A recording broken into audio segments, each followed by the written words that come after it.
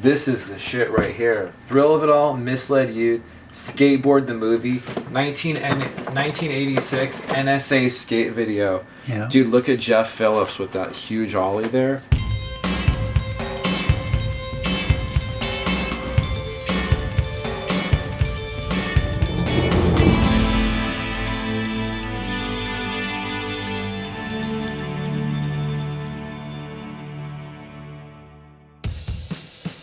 My life in skateboarding has definitely been broken up into chapters that, until we started talking, I didn't really realize were based on videos. Those are the milestones and the markers. There's those things that are like game changers, and that was questionable. It was just like the greatest thing I'd ever seen. It had the fun of the Bones Brigade videos, but it wasn't like you had to build a chin ramp in order to like get, watching these dudes do like, everybody's doing inverts and Andrex at the same time on the double coping of the chin ramp. It's sort of unrelatable. But when I would watch Sheffy, I was like, I'm gonna go skate. The excitement of seeing Duffy do kinked rails general, none of that compared to like how pumped I got when I saw Ricky's part. And I was just like, that's just the dopest thing I've ever seen. He just pushed through everything. It didn't just totally beasted through tricks as if there was nothing in the way. It just choreographed perfectly. And a lot of this has to do with the marriage of skating and music. When a song comes on on a radio station or a club and you think of the skate part, somebody's done their job. It's not like a bad commercial gets it in your head. It's because it's like inextricably linked. When Jamie Thomas brought classic rock back into the equation, you know, I sit here in my cold cell and he's rolling, you know, the gallows pole and the roll up and he's going over the thing and then hammer after hammer after hammer. It gives me chills thinking about that part. And Ed's part, dude, Tucsonic Youth. Like, that's just such a great part, that whole thing. I mean, I love all of that. So after that era, there was only really one other thing that changed things for me because we're getting more towards the present. And that was when I saw Baker 2G. When I saw Greco, I was like, I mean, it's sort of embarrassing and like an old guy looking back, but like 2002, I would roll around with like no shirt and like a black members only jacket and like skin tight black jeans.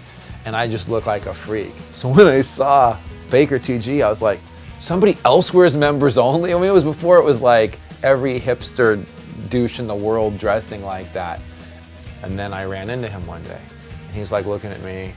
I was looking at him, and we were like wearing the same outfit. You know what I mean? He's like, yo, like, I like the way you dress. I'm like, I like the way you dress. It's like, it's like, and like we became friends, and we started hanging out. It's just like, it's so narcissistic. I like the way you dress. I like the way you dressed. The way that Baker 2G musically blew my mind was like, Andrew skating to Get Thy Bearings by Donovan. Andrew is so cool. Like, who skates to like that laid back stony like and the sax solo, just cruising and killing it. You had like slowed down, chopped and screwed hip hop in Baker. It was super hip hop, but it was also like punk rock. That video is a total game changer. So like the last video game changer is that everybody's waiting for Lakai. Everybody's waiting for Fully Flared. I had been like, over the years, always stayed friends, but just lost touch with Jason from Girl. And one day, She Wants Revenge, we were playing a show. I was sitting down and I got a call from Jason, super random. He's like, hey dude, MJ is gonna use one of your songs for Fully Flared. And I was like, Mark Johnson's gonna use one of our songs. He's like, yeah. I'm like, whoa, okay. I'm like, I'll call the record company and tell them just, yes, whatever. Like, growing up with skate videos and what it did for me as a musician, as well as a fan of music and skateboarding, the idea to actually be in a skate video with a song was a dream come true. So Braden texts me, he's like, dude, your song is in Fully Flared. He's like, it's the ender.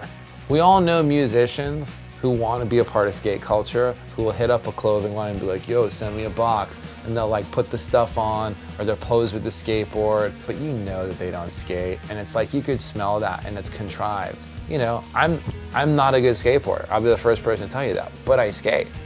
I didn't grow up caring about football teams, and I didn't grow up caring about baseball stats, and I didn't grow up caring about any of that shit. I grew up reading rock and roll biographies, making music, and watching skateboard videos, and putting like wheels on the concrete and skating every day. When I get back, we're doing this. Watch that. scary skinhead in our hardcore scene, you know, back then, or, you know, or 15, he's like 19, he was like